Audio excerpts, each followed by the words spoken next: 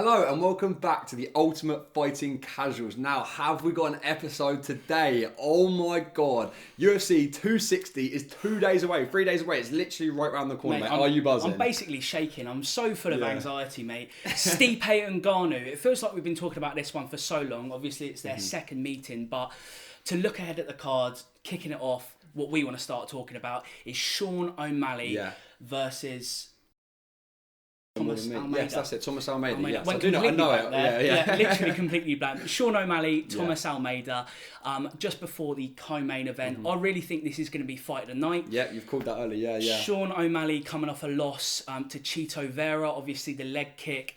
Look quite. That's a talking point. Yeah, there's something major I want to talk about. So just before we jump into that, obviously, it's a lot more. It. Yeah, because that is a major point. Obviously, it was a Chito Vera loss. Wasn't it? He won, obviously, that fight, but it was one of them ones where it's sort of be called off for injury, right? Absolutely, So Sean O'Malley's definitely looking to get a win here. I think there's a little bit more to Sean O'Malley here than what meets the eye, because I feel like he is a fantastic and excellent fighter, and I really like his personality. I love what he's doing. I think, Morris, you would probably appreciate him so much because of what you always say about what Dana says. 100%. That whole UFC's an opportunity. He's probably one of the best examples of that, I would say so, yeah. In terms of, just to jump off the back of that point, which is like, I looked at, he's got 1.2 million Instagram followers. Yeah. He's not ranked.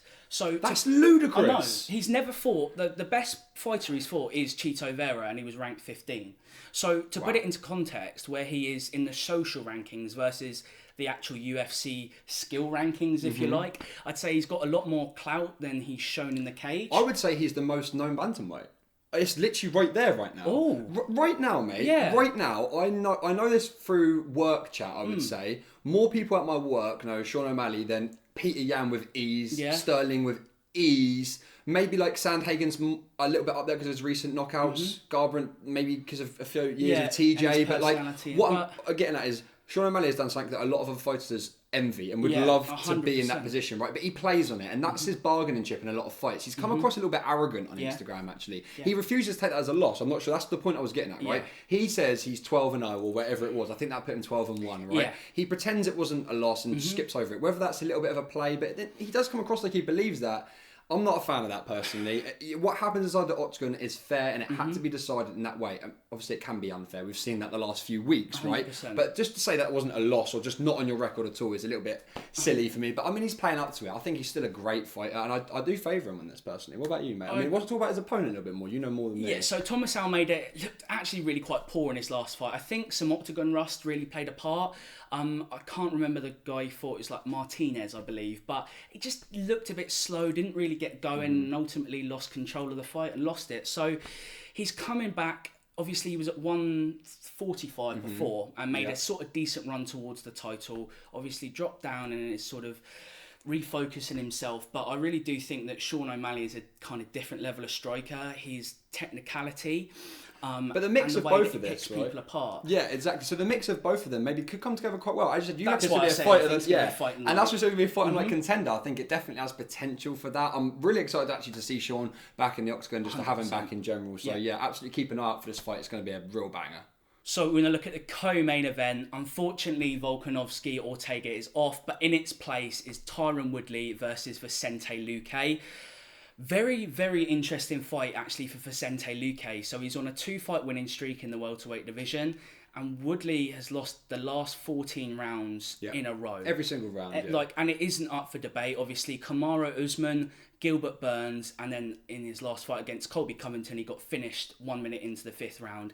He's looked awful, and it's a shame, mate. I feel bad. I feel like this is one of the biggest fall-offs we've ever seen. Yeah. It's genuinely incredible. And BJ Penn, maybe? Yeah, exactly. There's definitely names out there, but to say that you're in that elite group instead of the other elite groups, he wants to be on the other end, and that's where 100%. He should have been, right, in the other end. And I feel like now Woodley is fighting for more than money. He's fighting for more than wins, because it's not even about that. He's not getting there ever again, right? No. This is about respect and legacy. Yeah, absolutely. This is what this is about, because it doesn't matter if he puts 4 wins together this year. He isn't getting not even 1% of Usman. He's not even that good. He'll never ever get there, right? No, so he's fighting for respect and legacy, and I don't know if he can really do it. After what I've seen, I don't see any fight in him. There's something else I'll bring up later in this where he comes out, he said like a quote that he knew everything that the other fighters was going to bring, and he was just in there like losing and like couldn't do anything, and now he's going to like come back and it just seems a bit of horseshit for me. I don't agree with that sort of thing. What do you think, mate? I completely, just to jump off the back of that, if you can't identify what it was that was making you go wrong or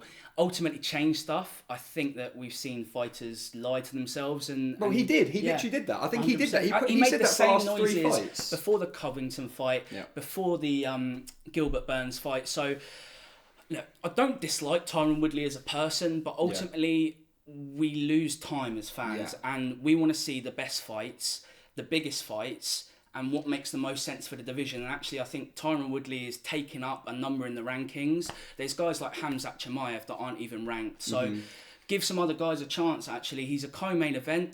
If he can get the job done against the really dangerous Vicente Luque, okay, we might have a conversation about what's next and maybe a kind of gatekeeper style. Sure, but this is huge. This is really the deciding factor for me. Yeah. If we see Woodley look like he has in his last couple, then I don't want to see him in the UFC again. So, obviously, the main event, the one we've all been waiting for, the heavyweight clash, Stipe versus Ngannou. Wow, I literally feel like we've made videos of this since we made our first video, mate. 100%. It's almost been one we've talked about for so long. Also because it means so much for everyone around them. We know what that division's been like the last 2-3 years with the one fight a year for the championship. The DC trilogy that's been going back and forward. I feel that this is now a passing for me. It's a passing from the old guard to the new. It's a change. Jones is coming in. This is a real defining moment in heavyweight. We will either see Stipe go on to fight the Jones as the champion and do all of that stuff, or we'll see Ngannou. But before we get all that, I know I'm getting carried away, but what I'm getting at is building up the hope for this fight, the seriousness, the severity of it, right, mate? Everything that's on the shoulders of these two guys is absolutely massive right now, and I am so buzzing. As we say, like, it's been on the tip of our tongue since we basically started making the videos and the channel, so I really cannot wait for this. Stipe has looked so good in his progression in his career. Obviously, losing to DC after the first Stipe fight, and a lot was made of that. Did he take too much damage from Ngannou? Were the bombs that were landed, how beneficial were they? So this is where I'm going to bring in something for us, Moz. So I've actually found an image of both the guys after the fight, after the last fight, and how they were both looking. So obviously me and Moz are going to look at it now. He hasn't seen it, so I'll put it up on the screen. But it's absolutely mental. Like, I just can't believe like both of them. So at the bottom of the screen, you've got Ngannou, they're laid out. And look at Stipe. So with Stipe, he was laid on the floor trying to speak to his wife, but he couldn't hold the phone. They were rubbing ice packs all over his entire body because the swelling was so bad. Apparently his throat, something happened to the back of his throat. I had no idea what, but something happened to the back of his throat. It had to have ice all around the back of his neck for hours. Probably he was punched so hard. Tensing his neck so much from the bombs, exactly, mate. And the bombs is where it's at. This is why Ngannou's going to knock him out, right? This is why Ngannou's going to knock him out. We saw him get clipped ridiculously amount of times against Ngannou. Too many times. Way too many. Ngannou, the best shot he gets, he glances his chin. I watched it yesterday. Glances his chin. Stipe's neck absolutely folds. And to stay up and to keep fighting then, incredible. Absolutely. If that clips you across the cheek, that's what I'm worried about. This is the point. This is where it gets a little bit more analytical. I think Ngannou has been the one that's maybe gone away and made the most changes here. The most development because of where he was before. I also don't think Stipe needs to make much development. I know you're sort of on this more Stipe side of things, so what do you think about that, mate? I think actually to kind of back up what you're saying, I've watched a lot of Stipe and what he's saying because he is somebody who benefits from regimen, all right? So it has to kind of be the same every time. And he's actually a lot lighter for this fight. He says that he's lean lighter as fuck, mate. You see how lean he looks? And I think it could go one of two ways, right? Because obviously Ngannou landed those bombs last fight. And look, we both just looked at the image. He was in a very bad way. Does having less weight on your frame and to absorb those shots, I don't necessarily think that that's the best idea. However, it might be with the intent of not letting him get there. Being further away, right? Keeping the distance, being a bit quicker. Maybe he's upped his cardio for this. I feel like Stipe is mentally ahead of everyone else of his division. I feel like that's what stuck him out. His fight IQ is definitely why he is the champion. Yeah, absolutely. When champions face champions, there's only, when him fought DC, there's only like short, there's not much that narrow beats margin them. Yeah, exactly. Narrow margins, exactly. And I feel like Stipe has always had that extra edge, right? And I'm not saying that age and those things don't affect that. But look, he is 38 years old. Yeah. He's got an insane eye injury and he's fighting the scariest man out there, right? Or whatever you want to go. He genuinely is. And he took serious bombs from him last time and he's been through a few wars, right? I think this is a massive, like, I hate saying this, I hate it, but it is a big challenge for Stipe. For me, he probably is the heavyweight GOAT just because of what he's done. I don't think it defines his legacy, right? But what this can mean going forward for these guys, what it means like I said, for the division, Absolutely. for everything. It's just so huge right now. And I don't know if someone like Francis can handle that sort of pressure in the octagon. I'm not sure. He seems like the most chilled and relaxed person ever, but then doesn't Stipe? I agree. Stipe looks so comfortable when he's in there. So we've looked at what's happening around the fight and the hype and how much this means, but what actually is going to happen when the door closes, in our opinion, obviously. We don't know. We've seen the fight before, but I think it's going to play out a little bit differently. I think Ngannou is going to have to be a little bit more reserved and play his tank a little bit better. Yeah, he has to have better cardio this time. It's as simple as that. I feel like last time we completely saw it. The strikes alone, Ngannou was outstriking Stipe by like 20, 30 significant strikes or whatever in the first 2 rounds, and then it dwindled to like 4 or 5 shots for 3 rounds straight, and that way you're never ever going to win, right? If it goes to that, then we know that it's going to go the other way. I feel like Ngannou knows. He's got the main hand, right? It's going to come 100%. With that. That's what he's coming with. We know that. Stipe probably knows that too. I feel like he just, as you said, Moz, he needs to be a little bit reserved and look at Stipe's game plan. If he genuinely is leaner and he's trying to stay more away from you, don't dive in with the bombs. No. Don't dive in with it. No. Take your time a little bit. I think we're more looking towards an Ngannou KO. I do genuinely, that's what I'm going to go for anyway. I do genuinely believe that Ngannou's going to win the fight, and I don't think he has it in him to get to the 5th round. So therefore, I feel like I have to say, I do think it's going to be a KO. What about you? And I think I'd agree with you. If Ngannou is, in terms of if Ngannou is going to get it done. I knew what you meant. If Ngannou is going to get it done, it's not going to be by unanimous decision or split decision at all. The judges aren't getting involved if Ngannou wants the belt. I think Stipe, the obvious decision is a Stipe decision for me.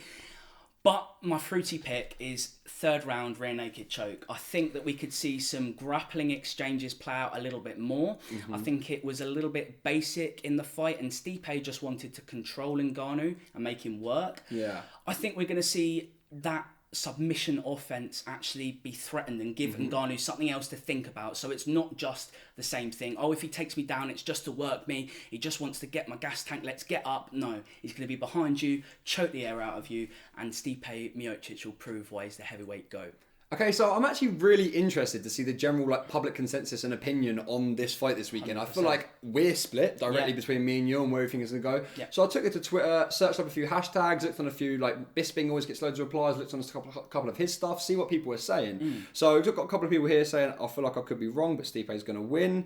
Only 2 bets, 1st round Ngannou or Stipe decision. That again says to me that that's what people are looking at. 100%. I do believe that's sort of stuff we've said, right? I feel like it isn't going to go either of the ways. If either are going to win, I feel like they're the most popular decisions, right? 100%. And even just scrolling through Bisping, mate, look how many people think Stipe is going to win. It's just most of them are Stipe. Stipe. Chael said Stipe, so obviously Ngannou. Yeah, exactly, right? Whatever Chael Sonnen says, always chuck a cheeky couple of pound opposite. No, genuine. Well, I'm doing that. I won like £26 off of Chito Vera beating Sean O'Malley on the first round. Oh my god, dude, that's pure. Oh, the first round as well. Off a pound bet, yeah. Oh, dude, that's absolutely crazy. Stipe Miocic is 3-0 in rematches. Mad. Now, I do feel like when you get to an elite level of sport or sporting, team football or anything like that, whatever it is, you do get to a point where those stats start to matter. Yeah. Those sort of mind games, those high level of sport. I mean, like you must have understand that sort of concept as well. That sort 100%. of playing on mind games. Do you think it genuinely does affect him? If he's won every rematch going into this one, how much does that affect him? Well, mate? We talked about it a little bit with Sean O'Malley, that mentally undefeated confidence. He knows that maybe on the first time, but if he has stood in front of that opponent, he's got their number. And he believes in his fight IQ so much, and so do I, that I agree with that. And that kind of proves it. Another stat to just kind of go off the back of that is that the defending champion has retained their belt 82% of the time. That's incredible. Wow. So, and is that in the heavyweight division? No, that's just generally. Yeah. I bet John Jones has shot that stat to bits, no, mate. Absolutely. Yeah, 100%. So to bring back a little section we had earlier in some of our videos, we put an accumulator on the main card fights. So they're coming up both sides of the screen now. Yeah, they'll be on the screen, both of them. I was going to reveal them slowly for each one. So we'll start with the first fight of the main card, right? We was a bit confused with the Volkanovski fight coming off and some of the prelims being a bit weird, like what one's on the main card, right? We've gone for the same 5 fights either way, so whatever's on the main card, it's on there. These are the main 5. The last 5 fights of the night. Basically. Yeah, I want to just say who I've put money on. I have no idea really about Jamie McCollery. I don't know as much about him. Yeah. No, I've gone for Karma Worthy because the name just sounds great. Like that's just a great name. So I've gone for that, and I genuinely don't know much about them. I'm really looking forward to watching the fight though. Maybe I'll just learn a little bit more. So who have you gone for that scrap? Yeah, so I've gone for Jamie simply because I saw him on the Brian Ortega Korean Zombie card, and I thought he looked all right. It was quite a close decision from memory. But so at least you're going off with something you know, though. Yeah, I mean, I've seen him, but I have no idea about the other geezer. He could be an absolute killer world beater, so I don't know. Yeah, no, I have the odds are fairly close. I went the other way because the odds are a bit more once I got to the end of the ACCA, so that's the reason I got there. The next one I've gone for is Miranda Maverick. Same. Yeah, she's fighting Gillian Robertson, who she fights quite a lot. So I know Gillian that Robertson name. Yeah, is I realised recognising submission specialist. She's got quite a few fights, kind of more veteran. Sure. But this Miranda Maverick, she's quite young. She's like 23, 24. She's gonna win. So yeah, coming up on the division. That's what we got. I've gone for O'Malley here because I have more faith in that ability, the aura. I think it's a big fight for him. I think it's a really difficult it's a tough fight. Yeah, I think it's potentially tougher than Chito Vera. Would you say it's there or thereabouts for him? I feel like it's like it does not. Almeida's less of a scrapper, right? Yeah. But in terms of like technique, I'd agree with you. Yeah, it's a very difficult fight. I've gone for O'Malley there because I feel like it's the more solid bet. What about you, mate? Yeah. Sean O'Malley, definitely. For the next one, this is where me and Morris are going to be a bit different. After everything I said, I've gone for Woodley. It makes the odds better. It's an accumulator after all. This is literally betting. It's for complete fun. That's why I've gone for him. It's only chucking a few quid on. 100%. I feel like if Woodley's going to do anything, if he is really battling for that respect and legacy, not going to lie, after reading that quote, it's made me like, oh no, you're going to lose. But who about you, mate? I know you've probably gone the other way. I've got Vicente Luque making his 2-fight winning streak, a 3-fight winning streak in the co-main. So for the main event, I have of course gone for NGANNOU. I do believe he's going to be winning this one, so I have gone for him. I believe Morris has obviously then gone for... I've gone for Stipe outright on the accumulator, but I want to make it a little bit interesting this week. Obviously, it's a massive fight, and we've talked a lot of shit. 100%. Personally, off camera, on camera, we've chatted a lot of shit. With more specific betting, if Stipe beats NGANNOU in round 3 with a rear naked choke, I want you to get a shot of tequila down your head, son. On the video? On the video, obviously. 100%. And we film at lunchtimes, by the way. Yeah. So, I'll do it. I'll go back to work after this. But I'll only do it if NGANNOU knocks him out in the second round, you do a shot of tequila. That seems fair. And you got to go back to work afterwards. Fair play. That only seems Shake fair. On camera. Shake on camera. Right, there you go. You've seen it. There we go. I feel like we should have one little spicy one just because that is very specific. I feel like we should do just a real basic one. If NGANNOU wins, you'll down a bottle of beer. Yeah, go on. If Stipe wins, I'll down a bottle of beer. We'll put it into a glass. Because drinking out of bottles is an absolute bitch. And we can't get hammered. Unfortunately, we haven't got pints right now. I mean, trust me, if you knew us a year ago, we wouldn't be saying that. But it would be different story. It would be different gravy. It'd be a lot of this to get cut. A lot of this to get cut. That's what we'll say. So we'll definitely absolutely do that. I think that's definitely fun. So be sure to keep an eye out. That will come out like next Tuesday or Wednesday, but we'll have stuff over and talking about other stuff over the weekend over on the Instagram as well. So there'll be shitloads about it. 100%. Okay, that is the end of today's episode. However, be sure to keep an eye out for this weekend's fight card. It is insane. We do not need to keep saying that anymore. Because the last time you hear us building up this fight, so be sure to go and watch it. Be sure to check it all out. It's going to be absolutely awesome. But before that, like, comment, subscribe, all of that cool shit. Anything from you at all, Moz? Check the Insta out, give it a follow. Absolutely, it's down below. Thank you very much for watching, and we'll see you in next week's video.